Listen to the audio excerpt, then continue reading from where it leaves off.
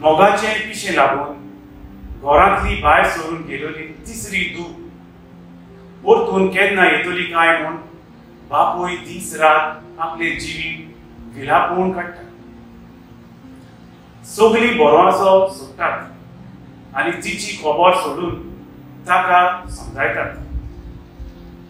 आवय नासतना कशे करी बापायन त्या गोश्ट काडून तेगूय दुवांक वाडयली आनी आतां कसलो इनाम आपल्या कित्याक हे तो चिंतून रडूंक लागता। पूण बापूय हार मानिना। एका बापायचे काळीज ते आपल्या भुरग्यांक सोबें सदांच व्हडटा। दिसपोटी मागण्यांक तिका घालून परतून आपल्या कुटुंबांत हाडून जेजूच्या काळजाक देवसांव तो सुरू करता।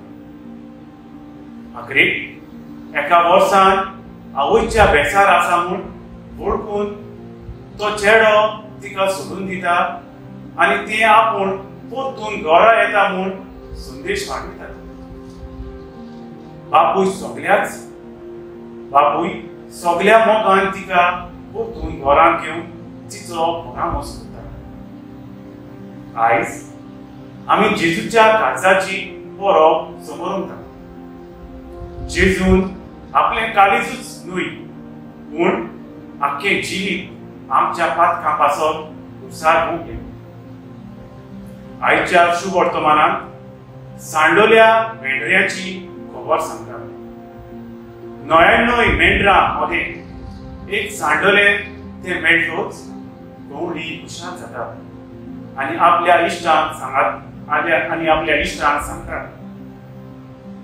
त्याच परी आमी आमचे पातकी जिवीत बदलले जाल्यार आमकां स्वर्गार बापाची मजुरी मेळटली ही आश्वासन दिता।